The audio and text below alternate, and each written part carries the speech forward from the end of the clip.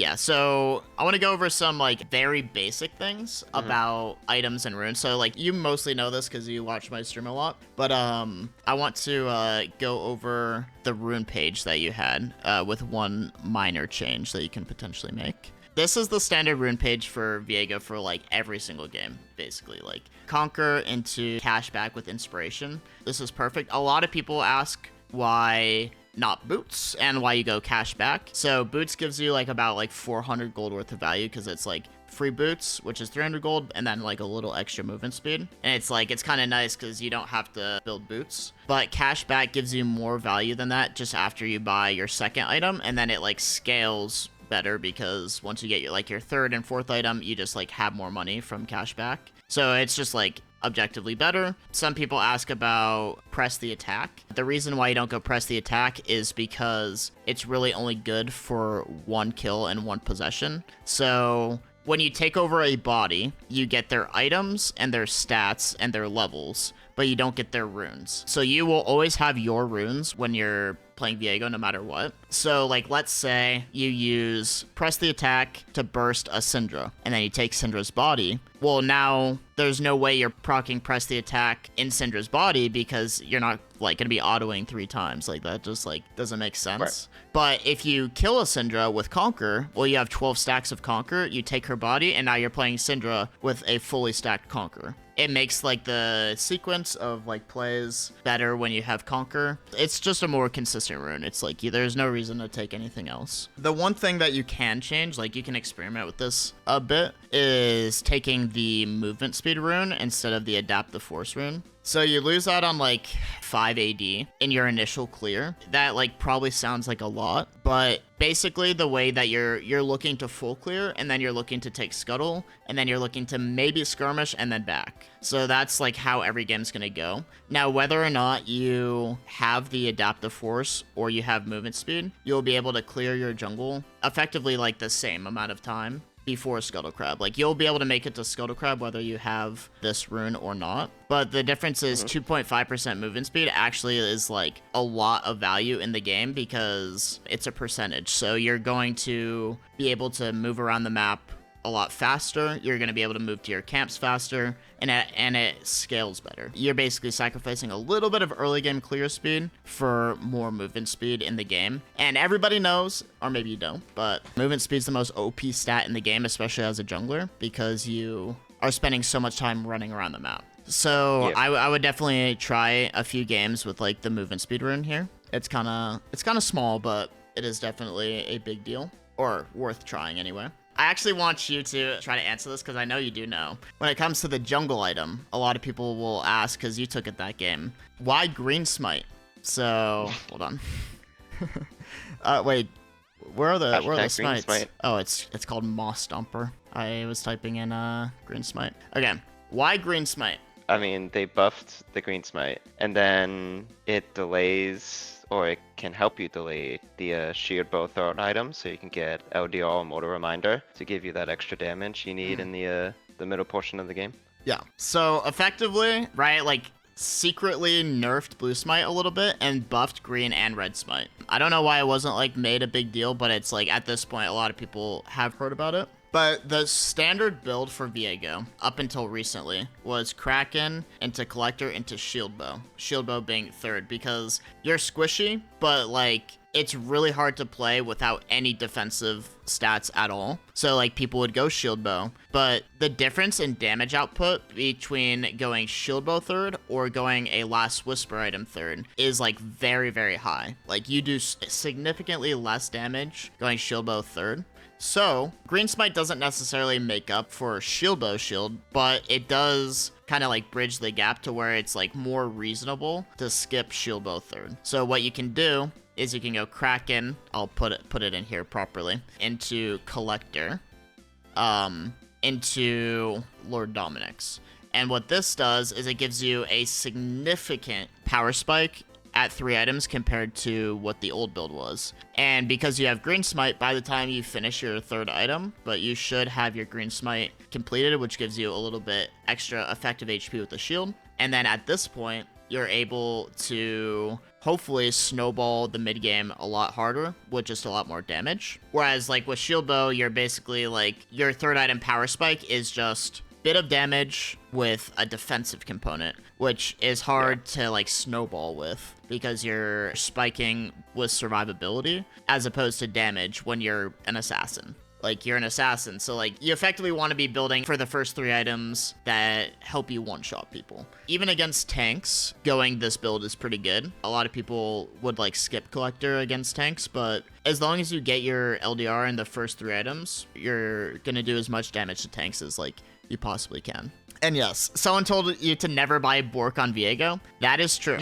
You will never build Bork, and you will never build Triforce either anymore. So, this build, you can literally go this in every single game and have almost no issues. Like, you almost no need to change it. The only thing that you'll change is maybe going Mortal Reminder instead of LDR if they have like a lot of healing or whatever. If they have like a Soraka and like a Kayn or something, you can go like a red Kayn. You can go Mortal Reminder instead of LDR. But Kraken is the best first item power spike that you could possibly have on Viego. It gives you movement speed, it helps you clear your camps the fastest, and it's just like immediate value, super good synergy with your passive. Bork just doesn't spike as hard. It's a little more expensive, the components aren't as good, and Triforce is a lot less damage for just a little bit of survivability. If you're playing properly, if you're playing like an assassin, you don't really need much more survivability. And then what I would go is I would go shield bow 4th instead, because at this stage of the game, shield bow is more, it's still like worth building. And then last item, if you're really fed, you can go Infinity Edge. But in general, for last item, I think it's better to go GA, because there is no ADC on Earth that is going to survive you going Kraken, Collector, LDR, Shieldbow, Viego, flashing on them. You do not need Infinity Edge in order... Oh, my hair's sticking up. I look like Alfalfa. All right. You don't need Infinity Edge to one-shot them, usually.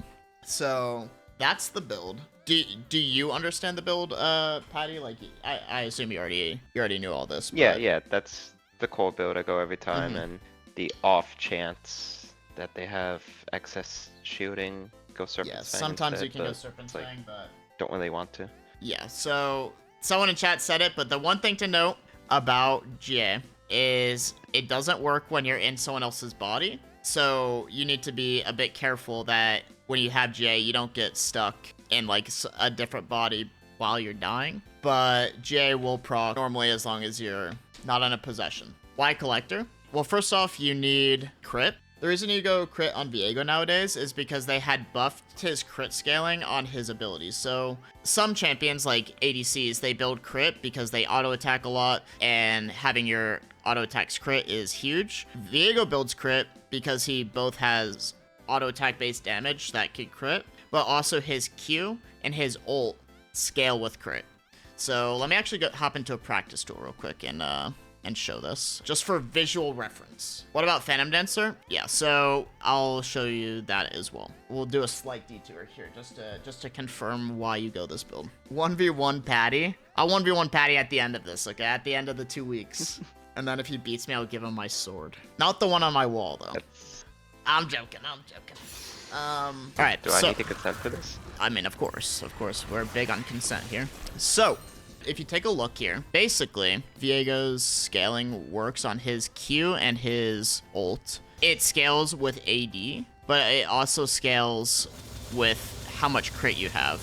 So, it does, your abilities do flat more damage if you have crit, in addition to AD. So like when you build AD on like an AD champion, your abilities will do more damage because it scales with crit. But on Viego, your abilities scale with AD and crit. So it's really important that you're hitting your crit power spikes, which is effectively also why you do not complete your boots until later. So there is effectively no other item that you can go second if you're going crit besides Collector. There's just nothing worth building. It gives the best early game stats, good AD, lethality is good for early game and against squishies, and it gives you crit and the execute, which the execute's kind of small, but like if I were to go shield bow instead, it just like it just does like significantly less damage than Collector. It just snowballs less hard. And then I would go Shield Bow, and then I'd go LDR, and then it's like, do I really want to go Infinity Edge here? It just doesn't make a lot of sense. It makes a lot more sense to go Collector and then go into LDR. So now you have lethality, now you have armor pen, you effectively have good damage versus anybody in the game. So that's what you're gonna build. I don't know why it's not showing the crit scaling on the tooltip. Like, someone actually told me that this was a weird bug. But anyway, it does scale with crit, I promise you. And then what you would do is you go Shield Bow, and then you would have Boots and GA. Now, let's say it's super late game, and you're super rich, you're like 30 kills, and you've been full build for a bit. What I do is I sell Collector, because the lethality late game is pretty useless, and I go IE Phantom Dancer. This is like the true late game build where you sell your boots for Phantom Dancer because it gives you 10% movement speed, which is really nice, and then you have 100% crit with IE, and you have your defensive item, which can be GA or Death Stance. It's written below here. Its damage scales with critical strike chance and damage at 60% effectiveness. Okay, nice. It does say it there. Yeah, nice. Damage scales with critical strike chance and damage at 70% effectiveness. Okay, nice. Sweet. You can choose anti-heal instead of LDR. 100%. That's a valid option if they have a lot of healing. But this is like the true late game build. You'll very rarely ever make it here unless you're in like a really long game where you're pretty fed. Someone asked about Phantom Dancer. That's the only time you'd ever go Phantom Dancer. Key damage is increased by 6%, ult by 7% for every 10% crit you have. That's a great way of putting it. So every 10% crit you have, 6% increased damage on your Q, 7% on your ult. W comes from tier there. And then what else? What else is there to cover with items and runes? I think that's it for items and runes, but hopefully that makes sense. Hopefully you like understand why you build what you build. I know a lot of people like ask about like random things like hubris. It's just not realistic to go that. And also you don't want to delay your crit power spikes. That's kind of it. So I know you understand the build. Do you have any build or rune questions for me? What about Yuntol? Okay. It's a funny one, right? So this is I'll address it seriously though. There was like a Perry Jungle made a video talking about how Yuntol Viego was pretty good, and on paper, it sounds good because instead of having to build Kraken and delaying your crit power spikes, you can just go Yuntol first item and start getting your 100% crit, faster. But the reason why it's bad is because first off, it has a really bad build path. Backing with 1300 gold is like unrealistic. Usually you'll back with 950 gold because you full clear, get crab, and that's 950. So that would mean that you can get 2 longswords and a dagger. And so it's pretty unrealistic, like, because then if you're going Yuntol, then you have to get this like stupid scout slingshot. Who wants that item? That's terrible. Plus, you then have to stack it up. And even when it's fully stacked, it still doesn't spike as hard as Kraken Slayer does. Kraken Slayer gives you movement speed, and it has just the most perfect synergy for Viego ever, because it has like the 3-hit passive, which Viego can proc multiple times in a fight, and with his ult. So, there's really no reason to go this item besides it just like speeds up your crit power spikes, but you're a jungler. The most important part of the game is the first 15 minutes. You can still be useful later on, but the first 15 minutes are the point. Like during laning phase, Viego or junglers are the most valuable. So like you want to go the thing that makes you the strongest the fastest, and that is always going to be Kraken. So Yuntol is not great for that reason. And then the one other thing, I wanted to mention this to you, Patty. You took a health potion. I would recommend not taking the health potion because, like I said, you wanna try to at least back with 950 gold. If you take a health potion, which is 50 gold, it seems like it's not that big of an investment. But after you finish your full clear plus crab, you'll back and only be able to get 2 longswords as opposed to 2 longswords and a dagger, which is a small difference. But like every game, you're like down a dagger after your first clear. The value of that does add up. It's just better to skip the potion. If it looks like it will be a potion diff, just like don't fight. Don't take that fight. But I would avoid taking the potion. No need to take the potion. Technically, it's better at 4 items, but it's not worth the early game pain. Exactly, yeah. Like, you're not playing Kassadin. You're not playing Smolder or Kale. Like, Viego's decent late game because of his passive, but there's no reason to go like a scaling build. But yeah, so that should hopefully explain all the runes and the jungle pet and the items. So we covered that. Do you have any other questions about like situational items that you run into that you might be a little confused about? Sometimes I just get confused on when exactly to go Death Dance versus GA. Usually, I know the general consensus is if they have a lot of burst and they can kill you fast, it'll be Death Dance, right? And then other way around, or most other cases, it's GA because of the hidden buff of GA plus the revive. Yeah, the hidden buff. Yeah, so if it's your very last item, I always say that GA is better because at that stage of the game, it usually can just come down to just like one fight is going to be enough to win potentially. So GA is usually always better for your last item. And then you can always sell your GA for Death Dance if like the game keeps going on. The only time I would go Death Stance earlier is like, let's say you're against like a full AD team. Like, let's say they have a Zed mid and a Kha'Zix jungler or something. You can like, you can go Death Stance like 4th item. Like you can go your normal build and then go Death Stance 4th because it's like super OP in that situation. But in general, it's GA over Death Stance for like your last item. And you're usually not going to build any like defensive bruiser items besides shield bow until last item. That's kind of the general idea there.